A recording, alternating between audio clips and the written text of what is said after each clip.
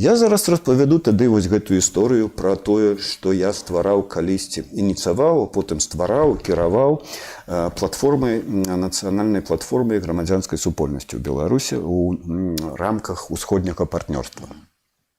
Ну, она нават да сённяшняга дня існуе, але эфектыўна дэманстратыўнай дзейнасцю займаецца таксама. Бярэ гранты і займаецца там ухтой розным. Дык вось, калі мы ў 2009, здаецца, 9 ці 10 год, 9, напэўна, да?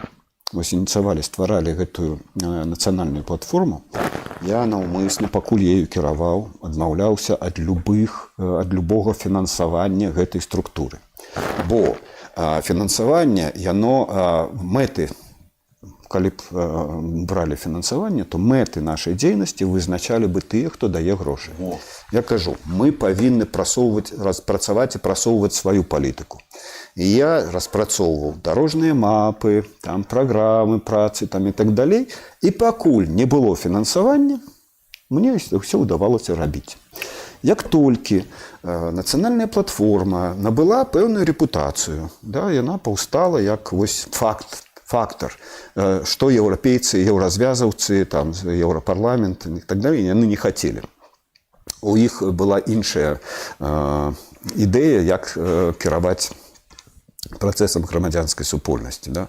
У іх былі другія там платформы, такія тэматычныя там, і так далей. Ніякай нацыянальнай платформы не прадугледжвалася у першапачатковым плане усходняга партнёрства. Это мы настаялі.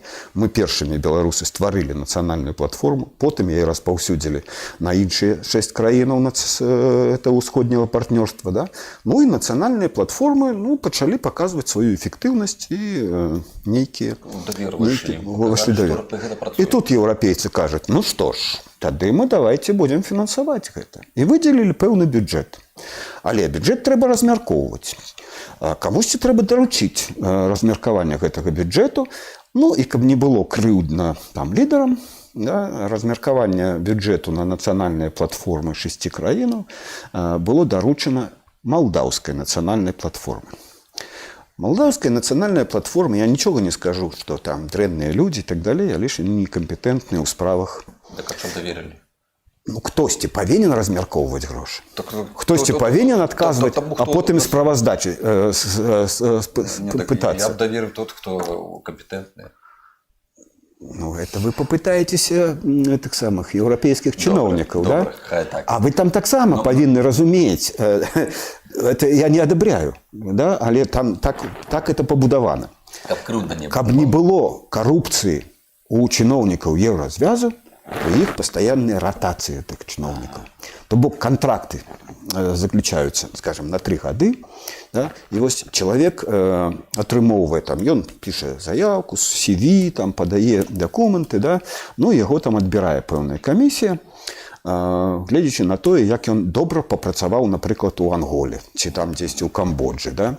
Яго зробяць там, чыноўнікам, які зараз будзе працаваць з краінамі ўсходняга партнёрства.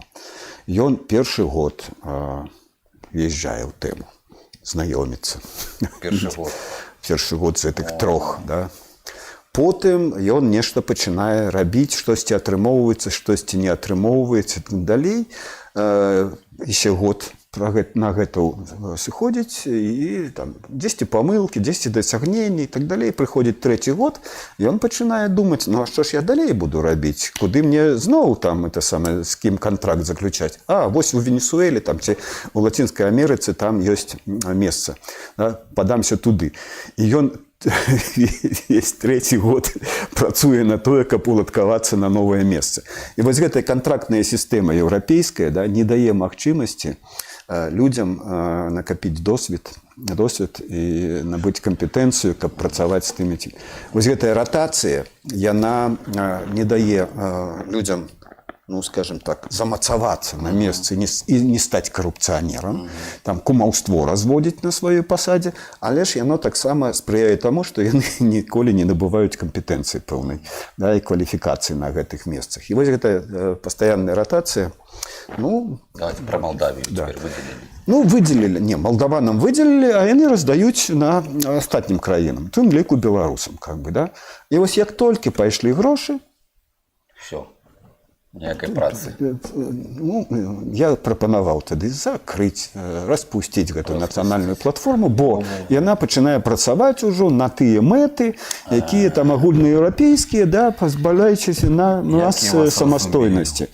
Не, ну вы меня разумеете. Это трэба разумець і крытыкам там тых, хто імкнецца, да, лічыць чужыя грошы, і самім людзям, якія, ну, хочуць зрабіць кар'еру.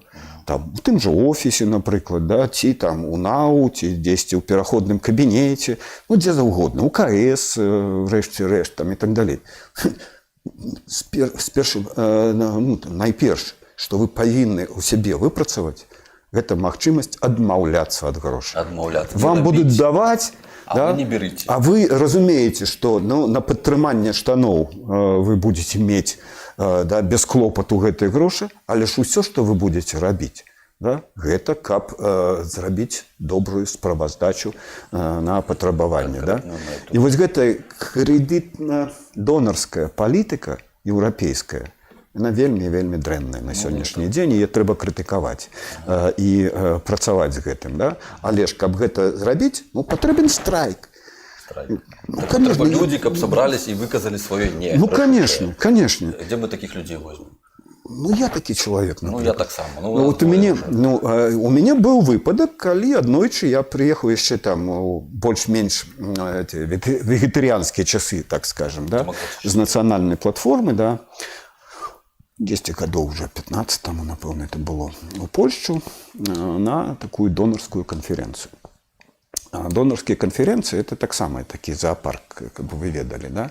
Там збіраюцца тыя, хто атрымоўваюць грошы, беларускія арганізацыі, напрыклад, да? І прадстаўнікі донараў, якія іх слухаюць.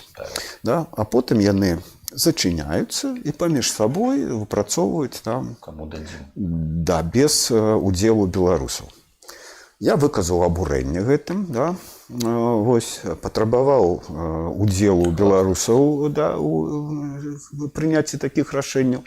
Ну і быў велізарны скандал. І я вот уже тут у Вільні сустракаўся з чалавекам, які памятае гэтую сітуацыю, які быў тады маім такім апанентам на гэтай донарскай канферэнцыі. Ён кажа: ну да, ты тады ў мяне ў рацыі. Я тады не разумеў, я сам быў тады чыноўнікам, зараз ён уже не чыноўнік у гэтых еўрапейскіх структурах. Тады быў чыноўнікам, я думаў, што мы все правильно робім.